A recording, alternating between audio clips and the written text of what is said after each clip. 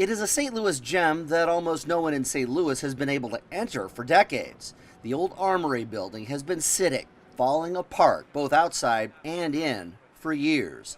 It was hard to drive past for architect Megan Ridgeway. Incredibly frustrating and sad. And as an architect, you feel a bit helpless because you know you could do something with it, but you just need the right visionary to help move that vision along. And that vision appears to have arrived. The massive old building is in the process of a more than $80 million facelift that developers believe will turn it into a new centerpiece for the boom in Midtown St. Louis. Phil Hulse's Green Street development is pulling it all together. And I think everybody down here is interested in the big picture. So all the universities, Cortex, private developers are really coming together to really change the chemistry down here, and we're working together rather than independently. And that's a big difference than what you see in the normal development world. That collaborative spirit, spurred by the success of the Cortex Innovation District, is what has this project moving after years where the building sat in decay.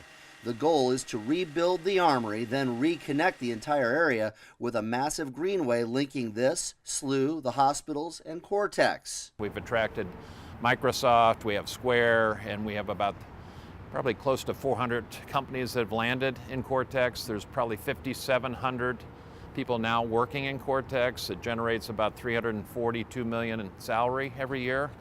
So that's a big engine. The engine which will turn old into something very new. Nearly 200,000 square feet of renovated space, over half of which will be occupied by a still unidentified tenant who developers hint could become the next major player in the St. Louis tech sector. It's a big name.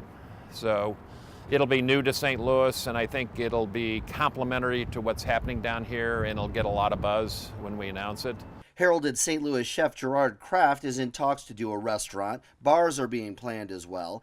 And for those who want to live in the area, warehouse space next door is next on the list for a facelift. This will be the catalyst that attracts people, and then we're going to really expand off of that. Then there's the rooftop, a full acre of space that will become an urban garden, providing vegetables for restaurants here as well as disadvantaged communities, not to mention one heck of a view. This will be unique. It's hard to go find an acre of rooftop experience that lets you look downtown to the Arch or to the campus of St. Louis U or back into Cortex or the medical district of WashU BJC. But they don't want to lose track of what this place once was. But interestingly enough, in the years since 1938, it was, for the shortest time in its history, was it actually an armory. Its sheer size and arena-like setup allowed it to be used for sports. It evolved into a major hotspot for tennis, and it was a concert venue too. This building has seen the likes of Ike and Tina Turner perform here. The Grateful Dead has performed here.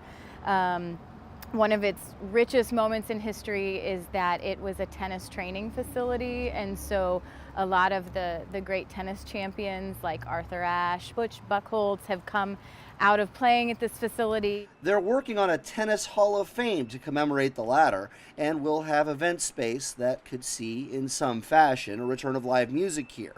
What's important, they say, is to keep the historic feel. I think that's part of any adaptive reuse building, is being able to figure out not only architecturally how you meld the historic, robust structure with more progressive, modern insertions, but also how do you still honor the past of what was there.